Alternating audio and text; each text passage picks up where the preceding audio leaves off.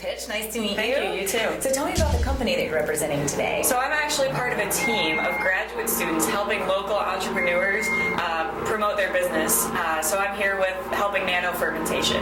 Okay, and are you going to go into more detail on what nanofermentation is? Yeah, absolutely. So nanofermentation is using bacteria to produce nanoparticles. So you feed sugar to bacteria and they produce the nanoparticles. Then those nanoparticles can be used for displays, fiber optics, and biosensors, things like that. Okay, so any more questions, people can direct them to you? Yeah, I can absolutely answer a lot of the technical questions, and now we've done a bunch of the business work as well. Fantastic. Well, thanks so much for your time. Absolutely. Thanks. Thank you.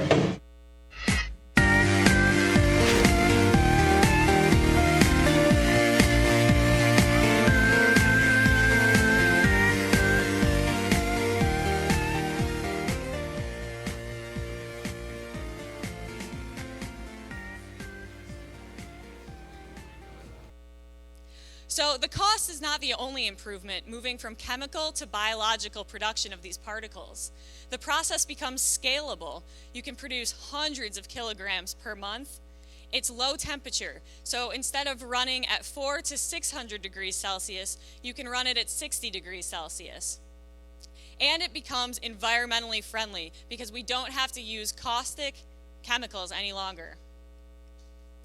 So the range of particles that can be produced with this technology are a bunch of different metal oxides, quantum dots, and sulfide compounds, with the potential to produce a host of lithium, iron, and titanium compounds as well.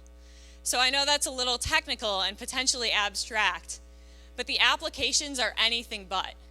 These can be used in things like monitors, screens, televisions, electronics, sensors, lasers, fiber optics, and even cancer treatments. So with such a range of applications, the first step that the company who licensed this needed was to zone in on the best application. And that's where my team came in. Myself and 3 other Bredesen Center students worked to do a market analysis for these different applications, and then go back to the company to explain what we had found. So one example that we did a market analysis for was quantum dots, shown here as the fluorescent particles. So quantum dots, because of their fluorescent properties, have traditionally been used in biological research. It makes it easy to tag things like proteins. But because of their fluorescent properties, they're now being looked at to do displays, tablets, smartphones, computer monitors, and televisions. So we did the market analysis for quantum dots. And because of the rise of ultra-high definition televisions, as well as the turnover in consumer electronics, this market is growing at an enormous rate. In the next 4 years, it's supposed to compound annually by about 90%, making it a $3 billion market by 2018, and this is just one application of the nanoparticles. So not only are we doing market analysis, but we're also starting to identify customers. So we're starting to make the contacts necessary and find customers who are willing to buy these nanoparticles to replace their extremely expensive ones. We hope to then provide this information to the company so that they can actually start selling their particles. So moving forward, we hope to expand the business plan. After doing all of the market analysis that I discussed previously, we went back to the company and said what we'd found. As a team, we then decided on the best strategy moving forward. And this is what we're working on currently. We're trying to expand the business plan for that agreed upon application.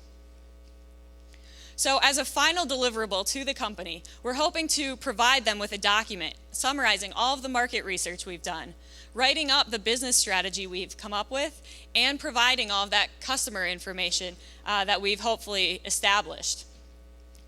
So in summary, the technology itself is an extremely easy way to produce very complex, high-value materials, feeding sugar to simple bacteria cells and getting these valuable nanoparticles out. As students, we were able to help with this because we have a base technical understanding. We then did the market research necessary, we started to identify the customers, and we started to write up the business strategy. So with that, I would be happy to talk to anybody either about the technology or about the course and how it's structured.